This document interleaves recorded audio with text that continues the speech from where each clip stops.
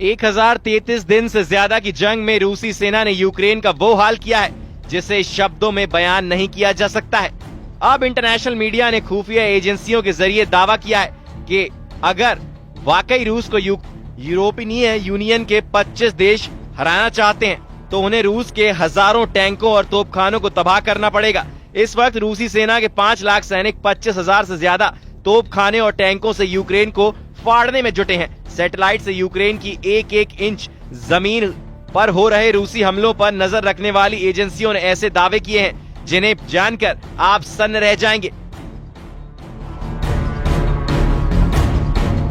दावा किया जा रहा है कि रूस के कम से कम 500 फाइटर जेट और बॉम्बर्स यूक्रेन में मौजूद नेटो और यूरोप से मिले एयर डिफेंस सिस्टम को तबाह करने में जुटे हैं। यहां तक कि ईरान से मिले शाहिद ड्रोन को रूसी सेना ब्रह्मास्त्र की तरह इस्तेमाल कर रहा है। दावा तो यहां तक किया जा रहा है कि रूस से सीधा मुकाबले के लिए फ्रांस समेत यूरोप के 25 देशों ने मिलकर रूस के खिलाफ 120 फाइटर जेट उतारने का ऐलान कर दिया है, जिसमें यूरोप का यूरो फाइटर और फ्रांस का सुपर राफाल तक रूस पर हमला करने को तैयार है। हम आपको दिखाने जा रहे हैं कि आखिर चौथे साल में पहुंच चुकी जंग में ऐसा क्यों कहा जाने लगा है कि जमीन पर रूस जीत रहा है और कागजों में यूक्रेन को बढ़त दिखाई जा रही है। हम शुरुआत करते हैं पुतिन के उस वॉर प्लान की जिसकी काट अभी तक ना तो यूक्रेन के पास है और ना ही 25 देशों से बने यूरोपियन यूनियन के पास। अमेरिका और नेटो के टॉप कमांडर ये मानने को मजबूर हो गए हैं कि यूक्रेनी सेना रूस का मुकाबला इसलिए नहीं कर पा रही है क्योंकि रूसी सेना आसमान और जमीन से डबल अटैक एक साथ एक वक्त में कर रही है।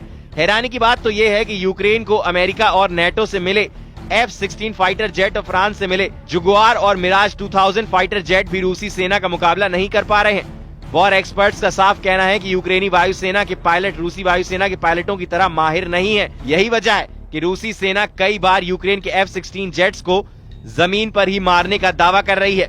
रूसी सेना के लड़ाकू पायलट रूसी पमरसक Tu-95 और Tu-160 से भी यूक्रेन के सैन्य ठिकानों को भारी नुकसान पहुंचा रहे हैं। हम आपको बता दें इस वक्त रूसी वायुसेना कैसे यूक्रेन के खिलाफ आज युद्ध करने में जुटी है।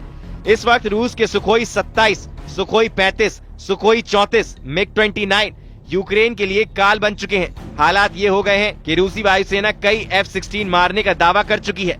रूसी वायुसेना का ये भी दावा है कि उसने यूक्रेन को फ्रांस से मिले जगुआर और मिराज 2000 जेट्स को भी रूसी सीमा में घुसने नहीं दिया है।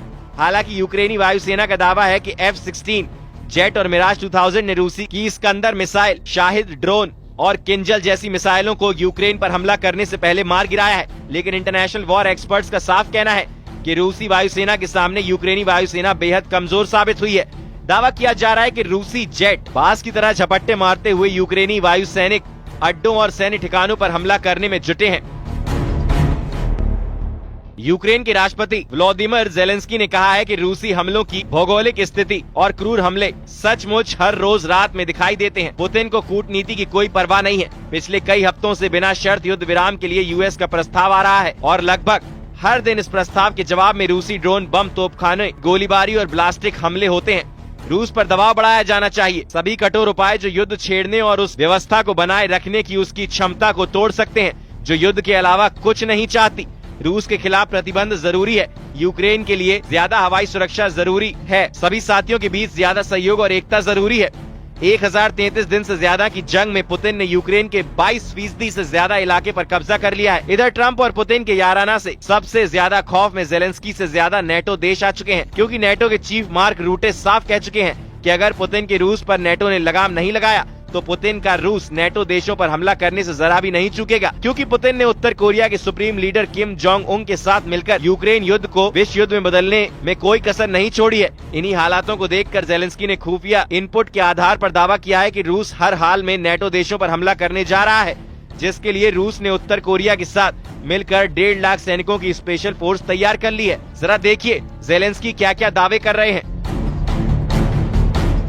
ब्रिटिश अखबार द गार्जियन पर यूक्रेन के राष्ट्रपति जेलेंस्की ने सनसनीखेज दावा किया है। जेलेंस्की ने दावा किया है कि रूस अतिरिक्त 1.5 लाख सैनिकों की तैनाती नेटो देशों के बॉर्डर पर करने जा रहा है। रूसी सेना इस साल विस्तार कर रही है और यूक्रेन के कीव समेत 4 प्रांतों पर बड़े हमले करने जा रही है। रूस की नई सेना में 1.5 लाख सैनिक हैं। जिसमें उत्तर कोरिया के सैनिक भी शामिल होंगे।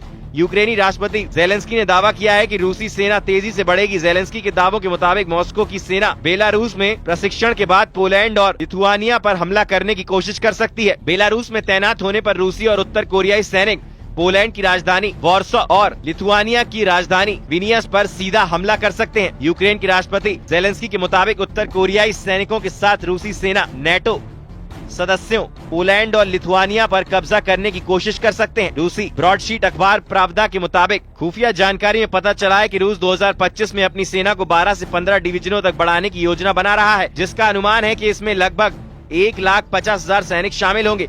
जेलेंस्की का साफ कहना है कि रूस की सेना आकार और संख्या में यूक्रेन से दोगुनी है।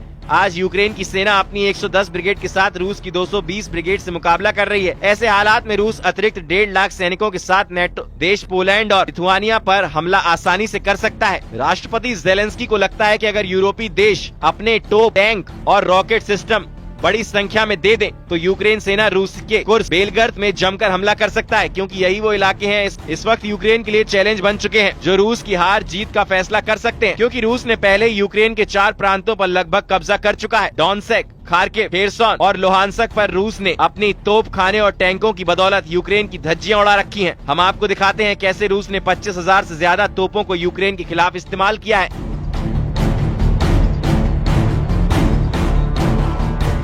यूक्रेन की सेना के आंकड़ों से पता चलता है कि रूस ने मार्च 2025 में युद्ध के किसी भी अन्य महीने की तुलना में सबसे अधिक तोपखाने सिस्टम का इस्तेमाल किया है। जब से अमेरिका ने काला सागर युद्ध विराम को लागू करने की कोशिश की है, उसके बाद से रूस ज्यादा से ज्यादा इलाका यूक्रेन का हड़पना चाहता है। यूक्रेनी सेना का दावा है कि 3 साल की खूनी जंग में यूक्रेन सेना ने रूस के 25,537 तोपखाने और उनके सिस्टम तबाह कर दिए हैं। यूक्रेन की सेना का ये भी दावा है कि रूसी सेना ने एक ही दिन में 30,000 तोपखाना सिस्टम खो दिए हैं। कीव के जनरल स्टाफ द्वारा जारी वॉर अपडेट में दावा किया गया है कि 1 मार्च की सुबह से 31 मार्च की सुबह तक मॉस्को की सेना ने 1,578 तोपखाना सिस्टम खो दिए हैं। यूक्रेन के रक्षा मंत्रालय ने जनवरी में कहा कि युद्ध में रूस का सबसे भारी तोपखाना नुकसान जुलाई 2024 में दर्ज किया गया था, जब रूसी सेना ने 1,520 तोपखाना सिस्टम खो दिए थे। यूक्रेनी आंकड़ों से पता चलता है कि रूस ने जनवरी 2025 में लगभग 1,000 तोपखाना सिस्टम और फरवरी में 1,370 तोपखाना सिस्टम खो दिए थे। वहीं रूसी रक्षा का दावा है कि यूक्रेन ने 23,130 फील्ड आर्टिलरी पीस और मोटर खो दिए हैं। इसके अलावा 1,533 मल्टीपल लॉन्च रॉकेट सिस्टम भी यूक्रेन के तबाह हो चुके हैं, जिसमें हिमराज सिस्टम भी शामिल है। रूसी सेना ने तोपखाने की डंपर यूक्रेन के मिकोलाइव, चर्नेव, जापोरिजिजिया, खेरसोन, लुहांस्क, खार्किव प्रांतों पर पूरी तरह से कंट्रोल करने का दावा किया है। वहीं दूसरी तरफ भयानक गर्जना के साथ दहाड़ते यूरोप के फाइटर जेट रूस से सीधी जंग के लिए तेजी से तैयार हो रहे हैं। पश्चिमी मीडिया का दावा है कि फ्रांस, ब्रिटेन, जर्मनी, पोलैंड जैसे देशों को खुफिया जानकारी मिली है कि रूस बेहद तेजी से यूक्रेन के साथ साथ रूस से सटे यूरोपीय देशों को तबाह करने जा रहा है। दावा तो यहाँ तक किया जा रहा है कि नेटो देशों के हजारों टैंक, तोप, मिसाइलें और सैकड़ों फाइटर जेट, जिसमें राइफल, मिराज और यूरो फाइटर जेट शामिल हैं, वो रूस के सुखोई और मिग सिराज के लड़ाकू विमानों से आमने सामने की डॉग फाइट के लिए तैयार हो रहे हैं।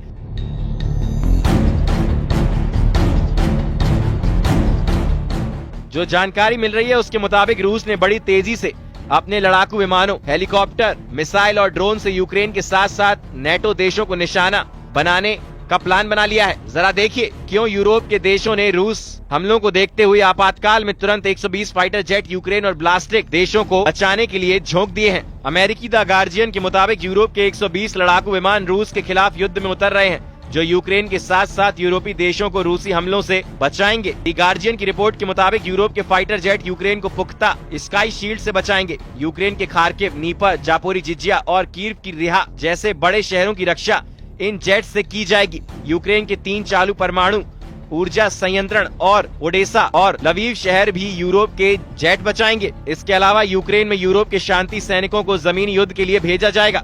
इस प्रस्ताव पर ब्रिटेन और फ्रांस ने सहमति दे दी है।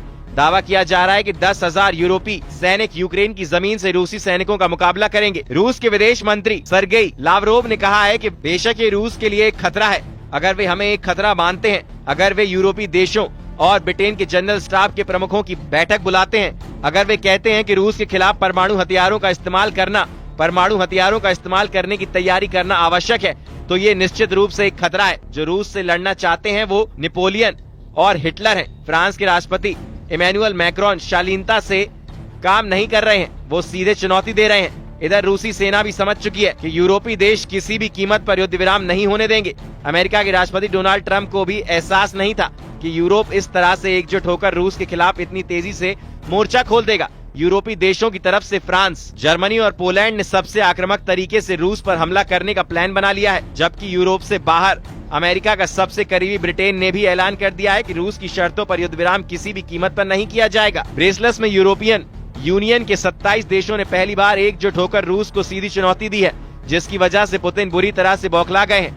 दावा किया जा रहा है रूस से सीधी जंग का खतरा सबसे ज्यादा फ्रांस, ब्रिटेन, जर्मनी, पोलैंड और बाल्ट और नॉर्डिक देश लातविया, लिथुआनिया और एस्टोनिया, फिनलैंड, स्वीडन और नॉर्वे को है। अगर अमेरिका की सैन्य ताकत के बिना इन नेटो और यूरोपीय देशों ने रूस से सीधी जंग की, रूस इन्हें कुछ हफ्तों की जंग में ही तबाह कर डालेगा। वॉर एक्सपर्ट के मुताबिक रूस अगर चौतरफा जंग से घिरा तो बहुत मुमकिन है कि रूस परमाणु जंग शुरू कर देगा। ऐसे हालात में रूस के सबसे एडवांस और एक्टिव रूस के 1600 परमाणु हथियार यूक्रेन समेत पूरे यूरोप का सर्वनाश कर देंगे। इसके अलावा रूस में करीब 2800 परमाणु हथियारों का अलग भंडार तैयार रखा है, जिसे फिलहाल निष्क्रिय रखा गया है। ऐसे हालात में अमेरिका के समर्थन के बिना फ्रांस भी रूस का मुकाबला नहीं कर पाएगा।